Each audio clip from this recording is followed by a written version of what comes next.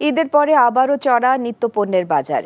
KG প্রতি প্রায় সব ধরনের সবজির দাম বেড়েছে 15 থেকে 20 টাকা। নাগালের বাইরে আলুর দাম, প্রতি কেজি আলু বিক্রি হচ্ছে 60 টাকা। এছাড়া ঝাঁঝ বেড়েছে পেঁয়াজেরও, কেজি প্রতি বেড়েছে 15 টাকা। ব্রয়লার মুরগির দাম কিছুটা কমলেও বেড়েছে সোনালী আর দেশি মুরগির দাম। তবে এখনও আগের দামে বিক্রি হচ্ছে বোতলজাত সয়াবিন। বিস্তারিত জুনাইদ আল হাবিবের রিপোর্টে।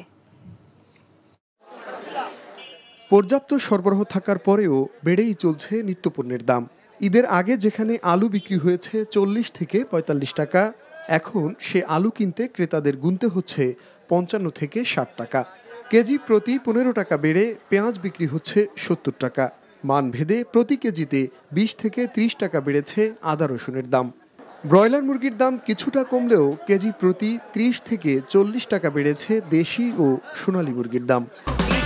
এই ঈদে দেশ জুড়ে কেনাকাটার ফুর্তি হবে শুধু বিকাশে, সাথে ডিসকাউন্ট কুপন, ইনস্ট্যান্ট ক্যাশব্যাক।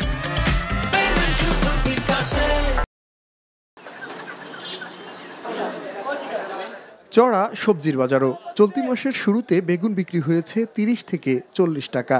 এখন বেগুন কিনতে ভোক্তাদের গুনতে হচ্ছে 70 থেকে 80 টাকা। নাগালের বাইরে গরমের সবজি, করলা বিক্রি হচ্ছে 60 থেকে 80 টাকা, ঢেঁড়স 70 টাকা, প্রতি হালি লেবুর দাম 50 থেকে 60 টাকা। বাজারের এমন পরিস্থিতিতে নাভিশ্বাস ক্রেতাদের। আপনিও জানেন বাজার অবস্থা কি, আমিও জানি সাধারণ মানুষ না খেয়ে মরতেছে। এটাই মনিটরিং, যতক্ষণ সেল থাকে ততক্ষণ কমই থাকে, সেল শেষ তাদেরই শেষ। জিনিসের দাম বেশি, কি করবে এখন, পরিস্থিতির শিকার সবাই। বিক্রেতাদের অভিযোগ, কোনো কারণ ছাড়াই দাম বাড়িয়ে দেয় পাইকারি বিক্রেতারা, যার ফলে বাড়তি দামে বিক্রি করতে হচ্ছে তাদের। এখানে আমাদের কিছু না, আমরা কম কিনতে পারলে কম বেচতে পারবো, বেশি কিনালে বেশি বেচবো। এটা মেন হচ্ছে জায়গা মতো হাটে হাটে আর হচ্ছে মোকামে।